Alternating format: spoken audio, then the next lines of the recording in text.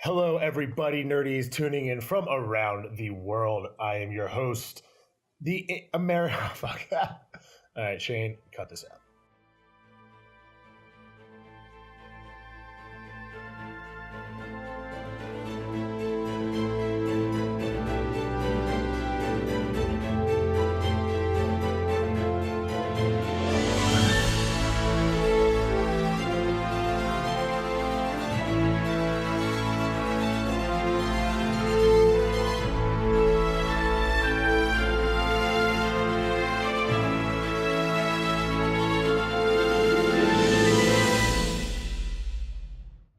Hello, everybody, all nerdies tuning in from around the world.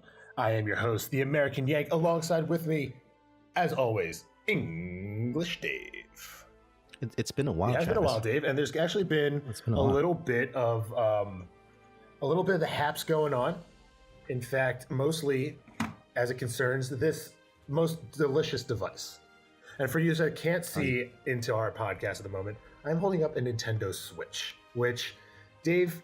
Well, you should have told me. I would have brought mine as well, so I can hold mine up too. Gosh, you know what? Through the power of editing, you are holding it up, Dave.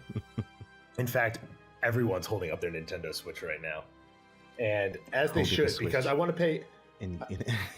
They are. Unison. It is. You know, in the Hunger Games, when everyone does the three fingers, everyone's doing that right now. They're just holding up their Switches in the air. Like a proverbial audience at a rock concert. And there's that one person who isn't holding it properly, and they dropped it. And didn't have the screen protector. We take no responsibility. I know we told you to hold it up, but you're responsible for not dropping it. In the cusp of 2018, the world's still crazy, but we are here to review some trailers. But before we start, last two things. First of all, as just a consumer, Dave, I say this in the purest of heart, is that Jason Witten is horrible at his job as an NFL commentator. If anyone had the displeasure of listening to Monday Night Football, he is truly god-awful. And I don't say that just to be a prick about being, to be critical for the sake of being critical.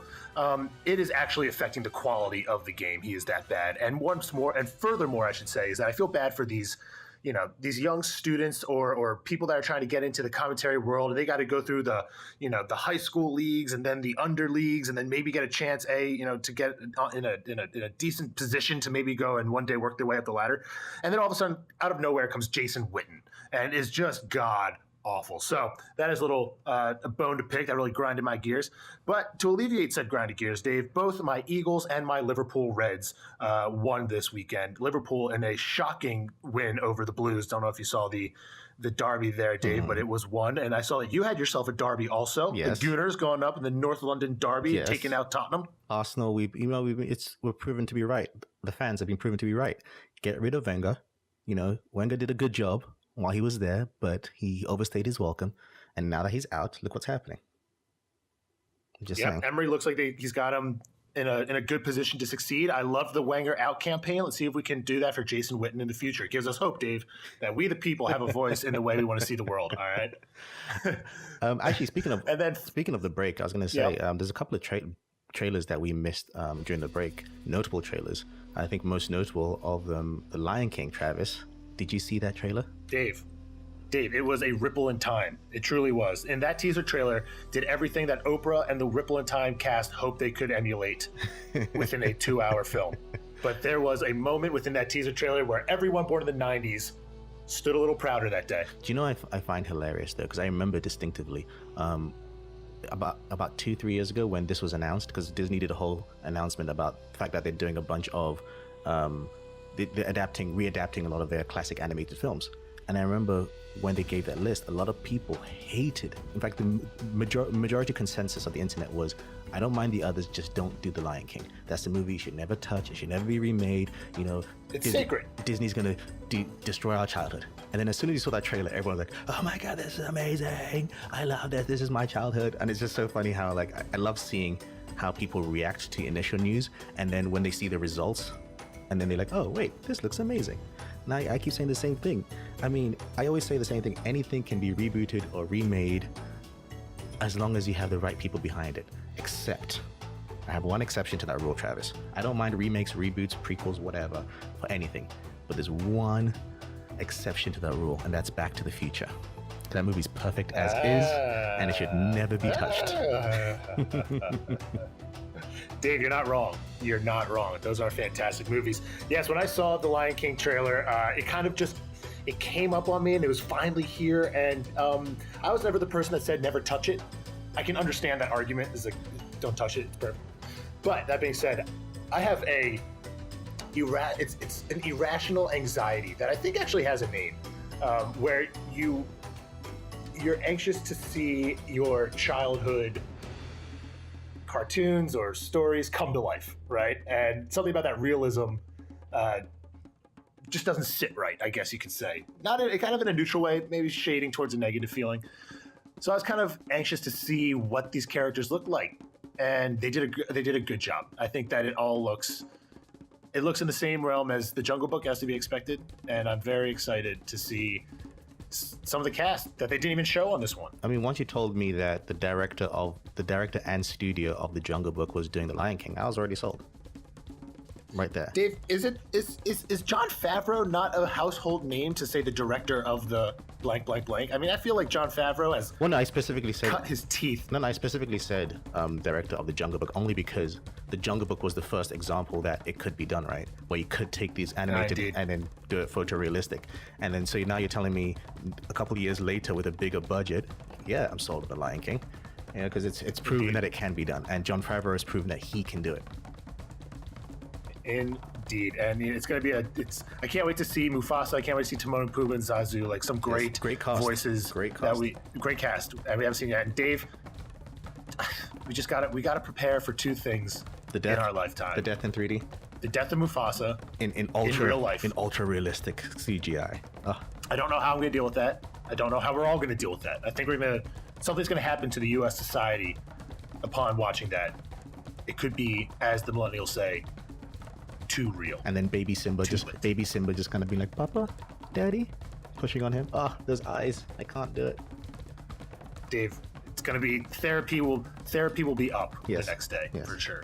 For sure. And yeah, so there's a lot of big things. And then to conclude, we'll get into our trailers right now, folks, but we should pay respects to George H.W. Bush, who died over the weekend, 41. Remarkable human being, president, despite your politics, just overall good man. So we pay respects to him. And now, let's get to some trailers, Dave. Let's do it. The first one up, David, as I know it, had some rumblings within the deep for a while, and that's Artemis Fowl. Dave, what do we know? Artemis Fowl. Artemis Fowl is a 12-year-old genius and descendant of a long line of criminal masterminds. He soon finds himself in an epic battle against a race of powerful underground fairies who may be behind his father's disappearance. This stars mostly newcomers, including lead Ferdia Shaw, with supporting casts by Judi Dench and Josh Gad, and directed by Kenneth Branagh, who directed the first Thor, a whole bunch of Shakespeare movies in the 1980s. He did Mary Shelley's Frankenstein, the recent Cinderella, Murder on the Orient Express, and he's an actor too. He's best known as Professor Lockhart in Harry Potter in most recent films. He was also in Dunkirk. He was also the villain in Wild Wild West as well. So there's a lot of pedigree behind this. And the writer, Michael Goldberg, he is a co-writer of the sci-fi film Contact with Jodie Foster and the writer of Harry Potter and the Order of the Phoenix, which you can kind of see in this trailer. You can see that there's a Harry Potter-ness to this. Travis, you're correct. This is a movie that it's based on a book, actually. And it was actually written in 2001, and not long after, a lot of studios were trying to get the rights to make this film, and then Disney eventually got it alongside Miramax and the Weinstein Company. And then when the whole Harvey Weinstein incident happened, Disney obviously kicked him out, and they did it by themselves. And finally, the movie's coming out. I've kind of known about this character, but I haven't read the books. I've always been interested in the character himself. He's actually a villain or criminal mastermind. He's not a good guy. He's like an anti-hero type thing. And that's what, for me, sets him apart from some of the other YA stories that came out around that time. You know, the Harry Potters, the Hunger Games, and all these other stuff. But it didn't get as famous as they did in terms of the social landscape. The name is familiar because it's such a name that stands out, Artemis Fowl. But people couldn't tell you much about who the person is. And I think this is a great way to kind of bring in the character. This is a good time to bring a character in who's kind of different. I was reading about some background, and the writer, I forget his name. I had it written down somewhere. Anyway, the writer, he said that he based the character on a James Bond villain with a mix of Bruce Wayne. So he's very smart and genius level IQ, and he knows it. And everything he does is for his own kind of goal. And if he saves the world, it's because there's something in it for him afterwards. He's not really the typical hero type. The trailer doesn't give us much about this. I will say that we don't know too much about a lot of this information I get from looking back on things. But I actually enjoyed this trailer as a teaser because it teases us about this mysterious world where fairies existed at one point, but then they ran underground because of human greed. And Artemis now believes the fairies are connected to his father going missing. And so I'm interested to see what that is. And I think this could give us some really cool, fun visuals. I think my 16-year-old, 14-year-old self would really enjoy this. And for that reason, I'm not super sold, but I'm intrigued. Travis, what do you think? Dave, it's not working for me. Your commentary on it works, and it gets me a little bit more excited. I mean, this is a teaser. Starting from a very excited place. I know that, and even with the teaser, it didn't intrigue me. It just, as soon as I saw it, as soon as it left in my mind. But not to be overcritical, I liked a couple things about the trailer. I like the cinematography of kind of a ever moving. I like the center focus of the different aspects of the settings. Thought that was cool, kind of that whimsical cinematography. I liked if they keep that going. The young kid who plays Artemis, as you said, very confident and has that motif around him, which is, I think if he can pull that off, cool. Kudos to him. He does appear like a young Bruce Wayne. I kind of see it. He has that swagger of him in that regard, like a James Bond villain. I see that coming through. Which gives me a lot of hope that this kid could be a young talent here. In the trailer, it does tell you the truth. Like, he's searching for the truth. So the question in my rubric of good trailerism is that does it state a question or something that you need to continue to watch to learn more of, and it did.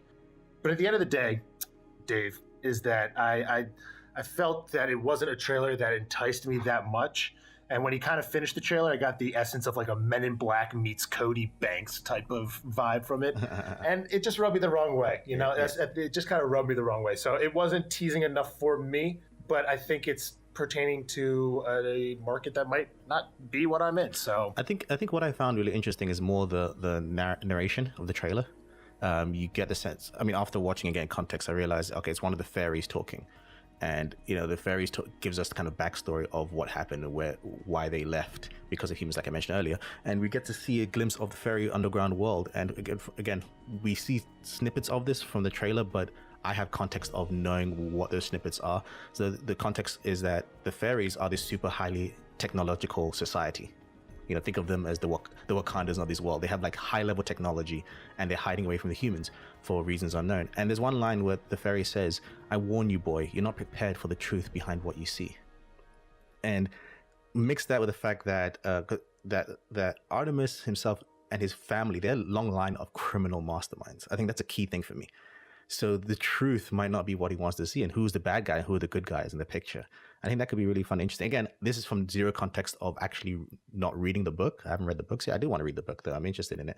And again, for me, this is something more. I'm more excited for my younger self as opposed to my current self. If that makes any sense. My current self wouldn't necessarily watch this straight away in theaters, but I would watch it because the younger kid in me is like, this is intriguing. I want to see where this goes.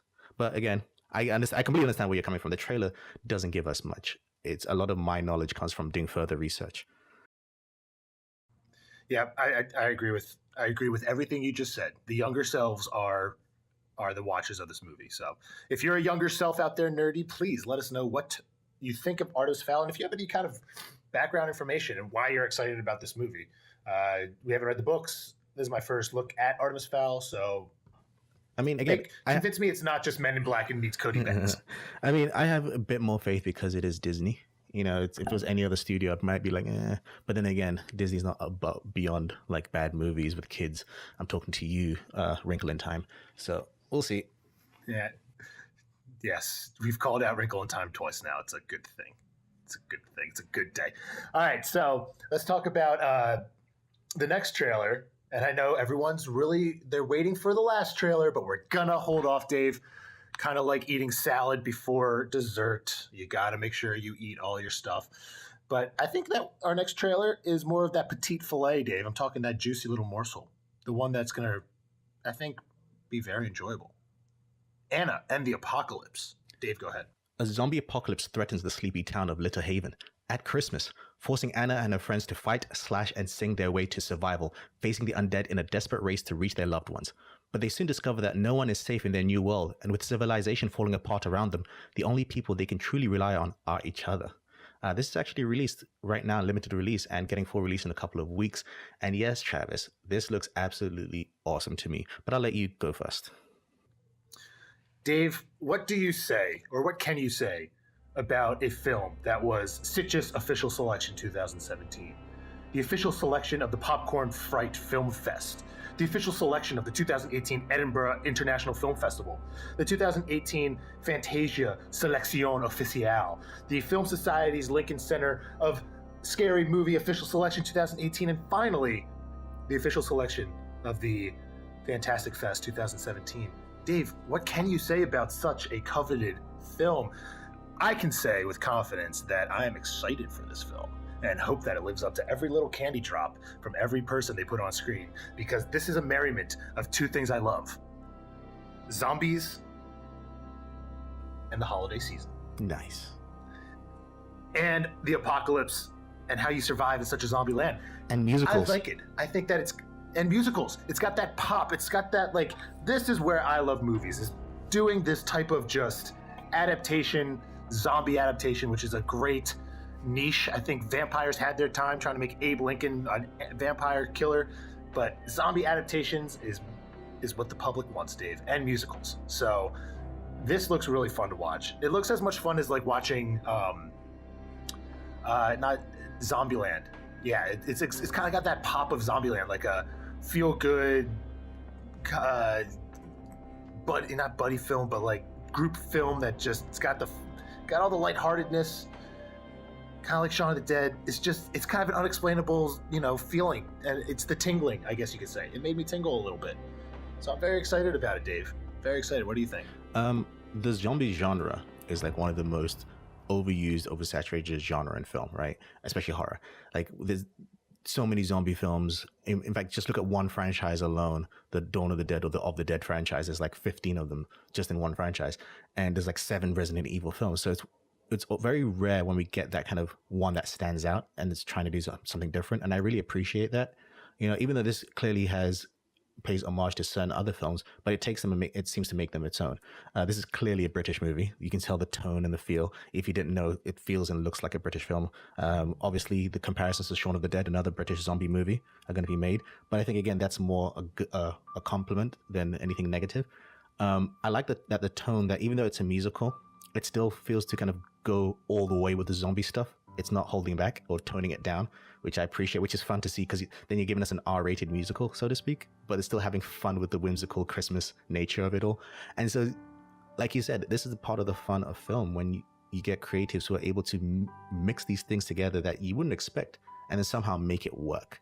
And yes, it looks fun. This is like a fun Christmas movie that is balls to the wall, nuts and crazy, and I'm all for it, and I'm going to watch this as soon as I can. Dilly to that. Like, I hope this becomes a staple. You know how certain films become a staple of your Christmas? Like, for me, I have Die Hard, I have Home Alone, and recently I added to that list The Night Before, which is a great comedy movie. And hopefully this is good enough to add to my staple of yearly Christmas movies. Dave, I hope that for you too. I truly do. Now, for the big hoorah, the trailer we've all been waiting for. This small little thing? This small little teaser snippet. They stopped a football game just to show it. It is what the Marvel Universe is all about. It is what every person from the dawn of the first Spider-Man film thought maybe one day could be recognized, realized, actualized. To complete a larger narrative, Dave, that has spanned over 10 years, eclipsing actors like Edward Norton in his small role as the Hulk, continuing into the the revival of Robert Downey Jr., pressing all the way into people like Paul Rudd entering the MCU. Unpredictable things, all leading to this one trailer, Dave. What does it mean? What does it mean? Of course, we're talking about Captain Marvel trailer. Finally, teaser, not even teaser, the theatrical trailer that stopped Monday Night Football and Jason Witten from speaking for 5 minutes. It was glorious.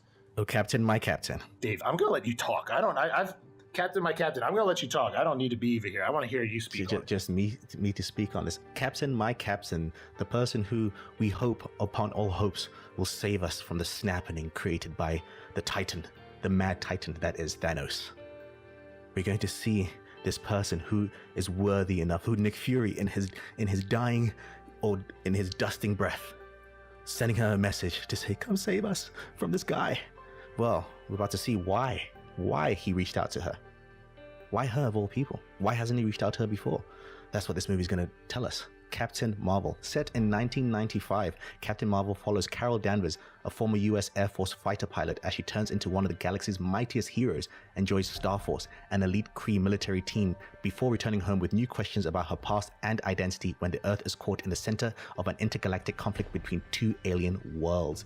This is directed by Anna Boyden and Ryan Fleck, and this stars a whole host of actors, of course, Brie Larson, Jude Law, Ben Mendelsohn, Sam Jackson, returning Lee Pace as Ronan the Accuser, Jaimin Hansu as Korra, and also Gemma Chan as Minerva. I am very, very, very excited about this film. Like Travis mentioned, we did have a teaser trailer a couple months ago. We spoke at length about that teaser trailer, but this one gives us more info for people who don't really know the character. First of all, everyone relax. It's confirmed to us that the old lady that she punches is a bad guy, a Skrull. Nick Fury even says, so Skrulls are the bad guys. So if you weren't sure that she just punched a random old lady, it's okay. She was an evil Skrull, so it's fine. This trailer is definitely kind of giving us hints about also her power level. We see the first time we see her in her official costume, which is the blue, gold, and red. In the last trailer, we just saw her in the Kree green. Just going by this trailer, what happens is they've tweaked the storyline from the comics. It's a similar stuff, but they're changing perspective. So according to the film, something happened to her and she somehow ended up almost dying in space. She was found by the Kree who helped her. One lady, we don't know what her role is, played by Annette Bening, Oscar-winning Annette Bening. She's in this film. We don't know why. She says, your life began the day it almost ended. We found you with no memory. We made you one of us. And so it's like she was created to have this power, but for what reason? For those who don't know, the Kree and the Skrull are two warring alien races in the Marvel universe, and they see the location of planet Earth as pivotal ground. You know, if you have that land, then you can control the space around it. So everyone's fighting for that.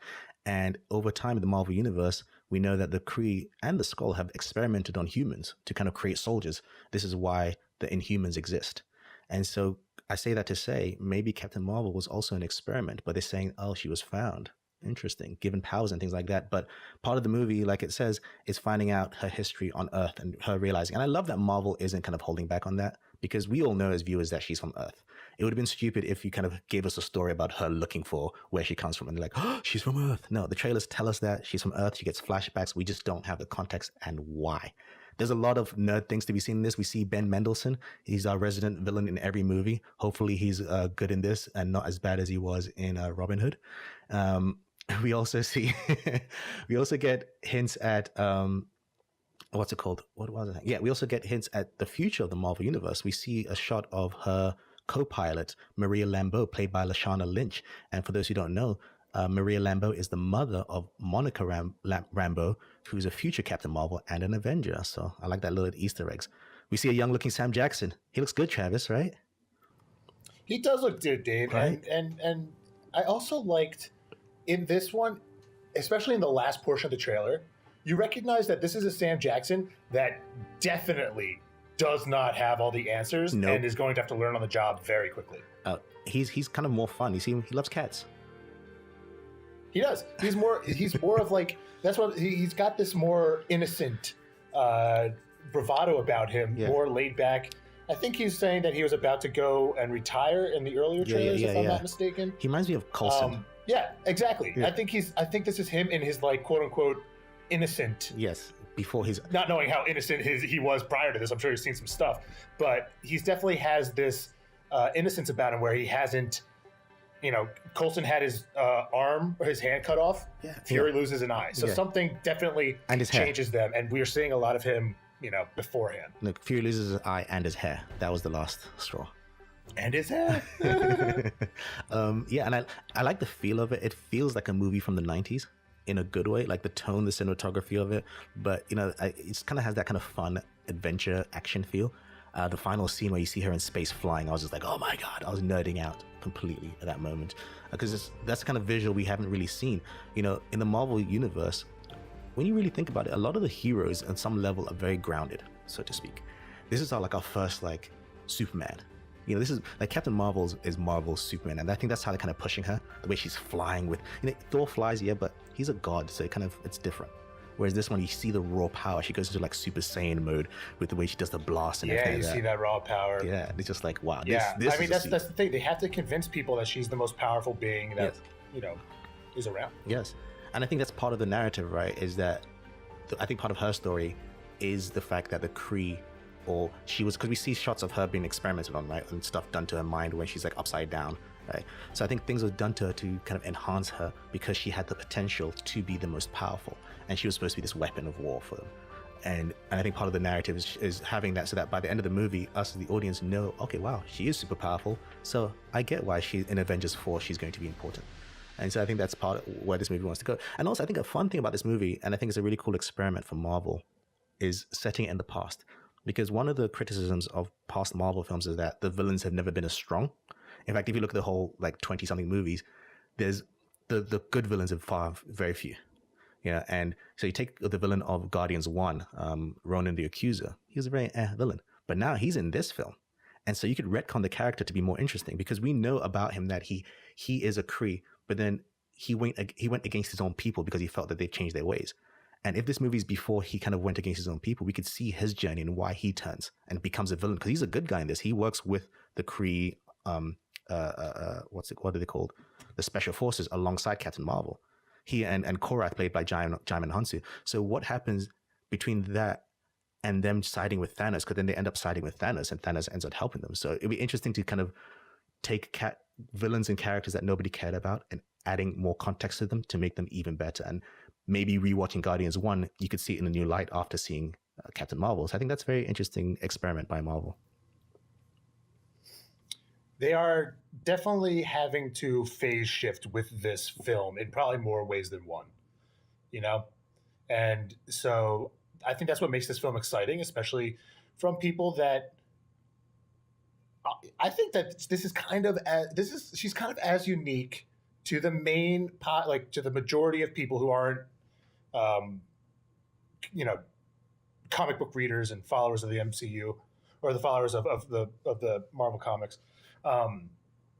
She is just that. I mean, she's alien, and they have to be convinced that she's not. And I think that the way they're putting it, and just the whole context that they're revolving the story around, it's acting on a few levels, not only from within the film, but also on the outside. Is she is the most powerful being, and she is the key to this entire narrative. But we understand that she's also our most,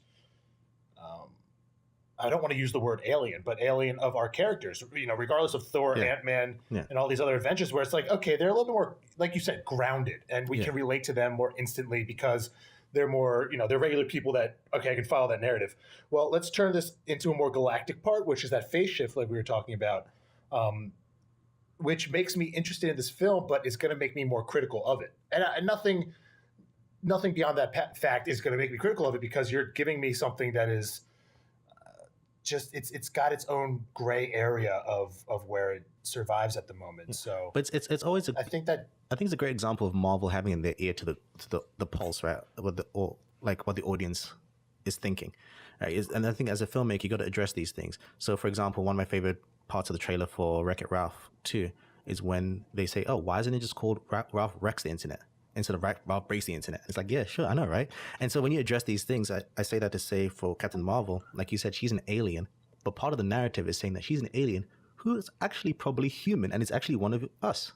Oh shit, she's actually one of us and was taken out there and became the super powerful alien. We don't recognize her, but through the story, we're going to recognize that she's actually more like us than we realize. And that's how we connect to her. I think that's a very smart way to do it, and it's like you said, it's got layers, so it works within the narrative, but it also works as a way to introduce the character to new audiences. Indeed it is. So as a trailer itself, it was an exciting trailer. It had good pace to it, kind of exactly what you expect from Marvel. And then at the end, they're not holding back even in this teaser trailer about just how powerful she is. Like you said, she went Super Saiyan, and she looks like, at the end, she was throwing these huge energy beams and then just turning around and flying like it was just a back pass. Like it wasn't. Nothing. It felt like she eclipsed all this power as if it was just like a snap of the finger. Where even Thor, to like exert so much power, has to wield the hammer and call on every spirit, and she's just like, get out of here! Flick of the wrist, I'm out. Yep. Now, and one of my things I think I noticed as well. Again, we haven't seen the film, but one of the things I noticed from this trailer, and this is something that it's a personal thing of mine. I hate when movies that focused on minority characters, so movies focused on people of color or focus on women. We don't usually get these kind of movies that focus on women or people of color. I'm not a fan of when the trailer or the movie is just hammering it down in your face without any proper context. Whereas this movie feels like a movie that's not saying, hey, look, this is a female Marvel movie, guys. No, this is saying, this is a Marvel movie, guys, that happens to have a badass female. And that's what I think is something I really appreciate, and it's kind of the same thing as a Black Panther. I think for Black Panther, it's a great movie that happens to tell a story about Black culture. Whereas it's like a movie that even if you didn't grow up in Africa and African culture, you get the story and the context of the story because it's about the royalty and monarchy and traditions, and everyone understands old traditions versus new traditions and accepting others. You understand that, and something like this as well, if you focus on just, oh, hey guys, this is a female movie, you end up alienating everyone else who are like, well, guess this movie's not for me. Whereas this movie is saying, hey, this is a great movie for everybody that happens to have a great female character and a female lead. And I want to see more movies like that, where you're not thinking about it as a female film, you're just thinking of it as a film. And I think this is going to set a standard and open more and more doors. Because again, this is my personal issue. I think Wonder Woman, it did a great thing. It opened a lot of the doors. But I still think it kind of fell in that kind of grade of, hey guys, look at this. In terms of the marketing, look, it's a female movie. You should like this. And it's like, no, I shouldn't like it because it's a female movie. I shouldn't like it because it's a movie people of color. I should like it because it's a good movie. And I'm excited for this because of that too. Dave, well said. Well said, well argued, well debated, well critiqued, as expected from one of our star punditries here at the Bunch. I share everything with you, and I'm excited to see if there's another trailer. I assume there will be. We got to get the bad guy trailer in there somehow, right? Got to figure out who it's all up against. So we'll be feasting on that visually when it finally drops. But guys, please, if you happen to watch a trailer that we don't know of, because we are subjected to whatever our dear producer Shane allows our eyeballs to watch, kind of Big Brother-esque, I don't know, maybe we'll revolt. Anarchy Dave, perhaps, against Shane. He does edit these, so I don't know. But anyhow, if you guys have any trailers, let us know. Shoot us an email at info@thenerdybunch.com. Please like, subscribe, comment, help out the podcast, help out good content and world peace. We're on all the Instagrams. And Dave, anything else? I feel like that's good. I think we have everything down right now. Yeah. I'm going to rewatch Captain Marvel trailer again. As everyone should. And guys, as always, check out all the rest of our content. Dave actually shared with me a wonderful accolade that we as a collective bunch have put out over 100 pieces of knowledgeable, informational, life-changing content. Right, Dave? Those were the words that you used, if I recall. So what did you say? I totally lost you. Completely lost you. Just say yes. And say yes in an exuberant way. Absolutely. Absolutely. That's absolutely right. Okay. Very good, guys. As always, have an enjoyable day. Hope you watch these trailers. Let us know what you're watching. And if you have anything to say, don't be afraid to reach out. I'm your host, The American Yank. Alongside me, English Dave. Please do the honors. Actually, before I do the honors, I want to mention that by the time people are listening to this, maybe even as soon as tomorrow, we're recording this on a Tuesday, the Avengers 4 trailers is rumored to be dropping soon, Travis. Very, very soon. But then again, they've been rumored to drop for the last 3 weeks. For the last 3 weeks, Carlos has been telling me, yo, did you hear? So-and-so said the trailer's going to drop. And so every week it says, and then every week it doesn't drop. But Marvel have said it will drop before the end of the year, and the end of the year is coming up, Travis. So basically, what I'm saying is, look out for Avengers 4 trailer podcast. That's going to happen anytime now because the trailer could drop. Dave. Yep. Oh, Dave. That being said, Just guys, more things for me to contentize.